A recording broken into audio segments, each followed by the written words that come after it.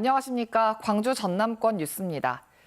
3년 전 구례에서 큰 물난리가 났었죠. 그때 죽은 소만 1,000마리가 넘습니다.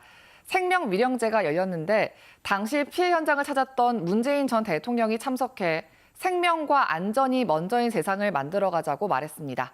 손준수 기자의 보도입니다. 물바다로 변한 구례 시가지.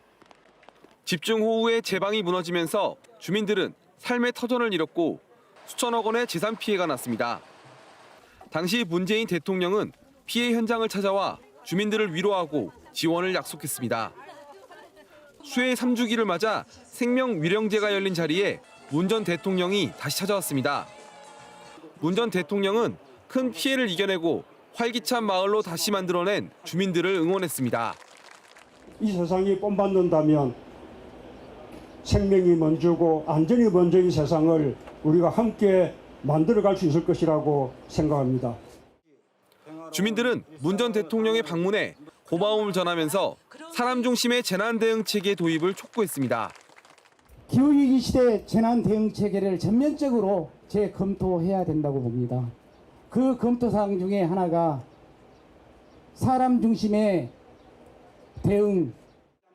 구례 양정마을 주민들은 문 전 대통령의 사저가 있는 경남 양산시 평산마을과 자매 결연도 맺고 교류를 이어가기로 했습니다.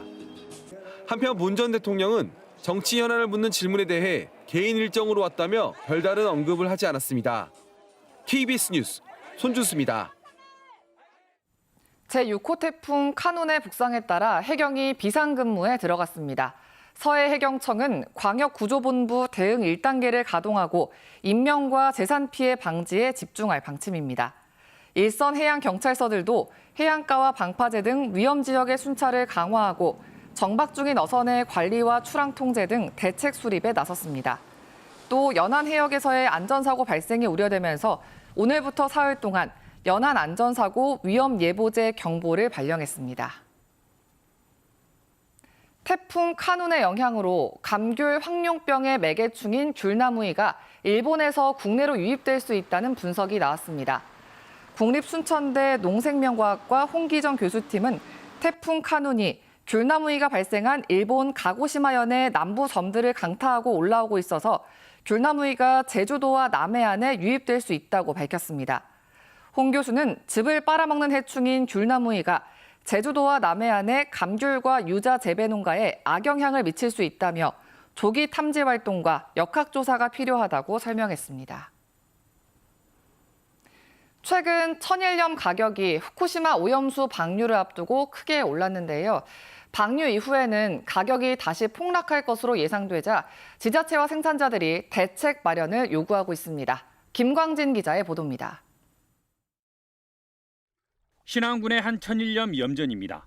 현재 천일염 가격은 20kg 한 포대에 산지에서 2만 5, 6천 원 선으로 높은 가격에 거래되고 있습니다. 일본 후쿠시마 오염수 방류를 앞두고 수요가 크게 늘었기 때문입니다. 지난 2011년 3월 일본 후쿠시마 원전 폭발 사고 직후 천일염은 20kg 한 포대에 6천 원에서 16,000원으로 치솟았고 지난해에는 평균 17,000원에 거래되는 등 현재까지 비교적 높은 가격을 유지하고 있습니다. 생산자 입장에서는 당장은 높은 가격에 팔 수 있어 좋긴 하지만 가격이 크게 떨어질 때는 다시 걱정이 앞섭니다.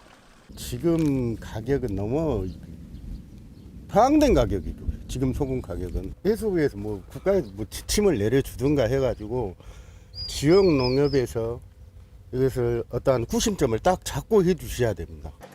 특히 일본이 후쿠시마 오염수를 방류하게 되면 소비자들의 외면으로 수요가 급락할 것이란 관측도 가격 불안 요소 가운데 하나입니다. 이 때문에 생산자들은 계약 생산제를 도입해 정부가 소금 생산을 안정화시켜주길 희망하고 있습니다. 17년, 18년도 2,200원, 2,000원 한 이런 가격까지 안 왔으면 좋겠다. 그러기 위해서 이제 정부와 저희들이 이제 어떻게든 최저 가격, 원가 정도는 보장할 수 있는 제도를 만드는 게 지금의 급선무인 것 같습니다. 하지만 정부와 생산자 간에 아직 매입 가격 등에 대해 합의를 보지 못하고 있는 상황. 후쿠시마 오염수 방류를 계기로 천일염의 안정적인 생산 구조가 이번엔 마련될지 주목됩니다. KBS 뉴스 김광진입니다. 최근 정의당의 제안이 잇따라 광주시의 정책으로 현실화되고 있습니다. 정쟁 대신 현장 정치를 선택한 정의당의 변화에 광주시가 화답한 건데요. 지역 정치 전반에도 긍정적인 효과로 이어질지 주목됩니다. 박지성 기자의 보도입니다. 폭염과 온열 사고 속에도 생계를 놓을 수 없는 폐지 수집 노인들. 폭염 경보 때라도 긴급 지원금을 통해 폐지 수집을 멈추자는 제안은 지자체나 정부가 아닌 정의당 광주시당에서 나왔습니다. 정의당이 요구한 폐지 줍는 어르신 긴급 지원금을 의회와 적극 협의해 나가겠습니다.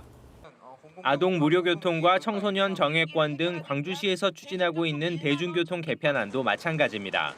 정의당이 제안해 구체화된 지역 정책입니다. 당적이 다른 광주시장이 호응할 정도로 시민들에게 필요한 정책을 내고 있다는 의미입니다. 광주 도시철도 2호선 공사 현장 민원 170여 건을 접수받아 뛰는 등 정의당의 현장 정치에 시민들의 평가도 달라지고 있습니다. 정의당에서 그나마 그래도 민생들의 얘기를 좀 들어주고 또 거기에 대해서 답변을 하려고 많이 하는 모습에서 좀 다르게 인상을 좀 받고 있습니다. 광주시 의회 진출마저 실패하는 등 정의당의 위기감은 정쟁이 아닌 정책을 통한 변화를 이끌고 있습니다. 시민들한테 다시 신뢰를 회복하고 정치가 시민들의 삶을 책임지는 모습을 보여드려야 된다는 그런 고민 끝에 호남 제2야당의 지위를 위협받고 있는 상황에서 달라진 정의당의 현장 정치가 결과를 낼 수 있을지 주목됩니다. KBS 뉴스 박지성입니다. 광주 광산경찰서는 광주 수안지구에서 칼부림을 저지르겠다는 게시물을 흉기를 손에 든 사진과 함께 SNS에 올린 혐의로 20대 남성과 10대 2명을 입건했다고 밝혔습니다. 이들은 경찰 조사에서 장난이었다고 진술한 것으로 전해졌습니다. 한편 광주 북부경찰서는 어제 오후 4시 50분쯤 야구장과 백화점 등에 폭발물을 설치했다는 글을 작성됐다는 신고를 받고 경계를 강화하고 있습니다. 보름째 단식 농성을 이어온 광주 시립요양정신병원 지부 노동자 5명이 병원으로 이송됐습니다. 노조는 어제 광주시청에서 시장과의 면담을 요구하다 경찰이 진입을 막자 이에 항의하던 단식 노동자 5명이 실신해 병원으로 이송됐다고 밝혔습니다. 앞서 노조는 단체 협약 승계 등을 요구하며 지난 6월 파업에 돌입했고 2주 전부터는 일부 조합원들이 무기한 단식 농성을 시작했습니다.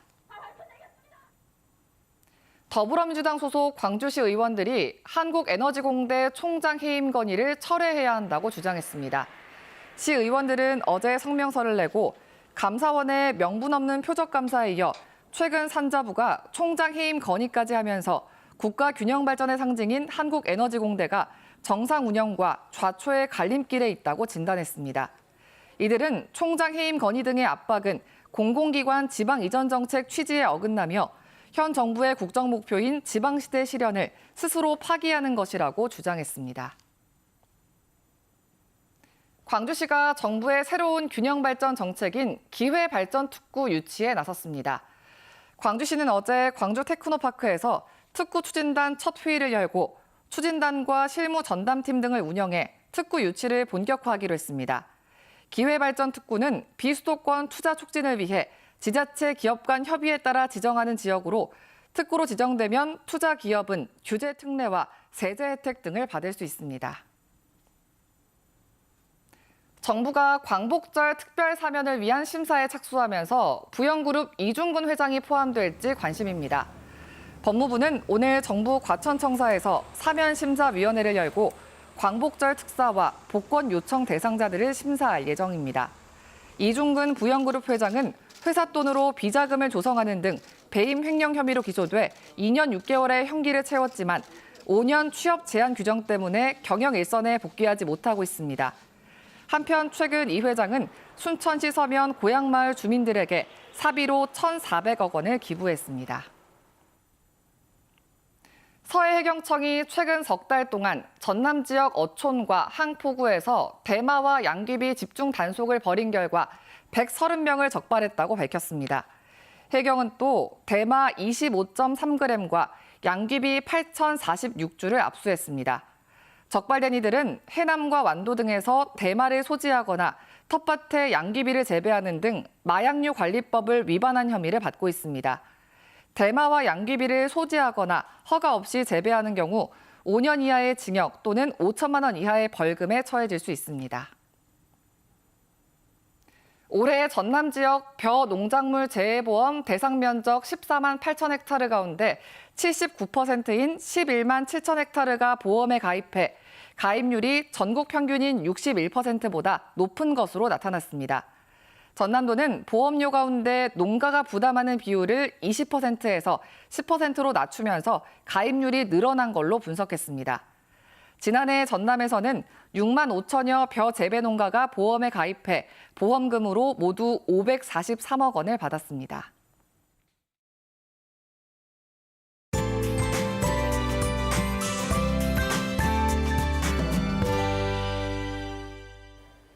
오늘부터 제6호 태풍 카눈의 영향을 받겠습니다. 현재 태풍은 일본 가고시마 부근 해상에서 강도 강을 유지한 채 북상하고 있습니다. 내일 오전 남해안을 지나 충청권을 통과한 뒤 북한으로 빠져나가겠습니다. 태풍이 점차 가까워지면서 오늘 밤 남해안과 동부 지역에 먼저 태풍특보가 내려지겠고요. 내일 새벽에는 그 밖의 내륙 지역과 서해안 지역으로도 확대가 되겠습니다. 비는 오늘 오전 남해안부터 오기 시작해서 오후에 광주 전남 전 지역으로 확대가 되겠습니다.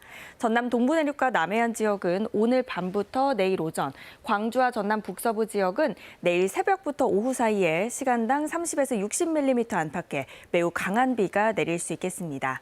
내일까지 예상되는 비의 양은 100에서 200, 동부 내륙과 남해안 지역은 300mm 이상입니다. 바람도 점차 강해지고 있습니다. 전남 남해안을 중심으로는 잠시 후 8시를 기해 강풍주의보가 발효가 되겠는데요. 오늘 밤부터 모레 새벽 사이에 일부 지역은 최대 순간 풍속, 초속 40m 안팎의 강풍이 불겠습니다. 오늘까지는 폭염도 이어지겠습니다. 낮 기온 광주가 31도까지 올라 매우 덥겠습니다. 여수의 낮 최고 기온 29도, 순천 31도까지 오르겠습니다. 목포의 한낮 기온 32도, 강진과 장흥 31도까지 오르겠고요. 신안을 비롯한 도서 지역은 29도에서 33도가 예상됩니다. 남해서부 전해상에는 풍랑주의보가 발효 중입니다. 먼바다는 물결이 최고 8m로 매우 높겠습니다. 오늘과 내일 태풍의 영향으로 비가 내리면서 더위는 다소 누그러지겠습니다. 날씨였습니다. 8월 9일 뉴스광장 마칩니다. 시청해주신 여러분 고맙습니다.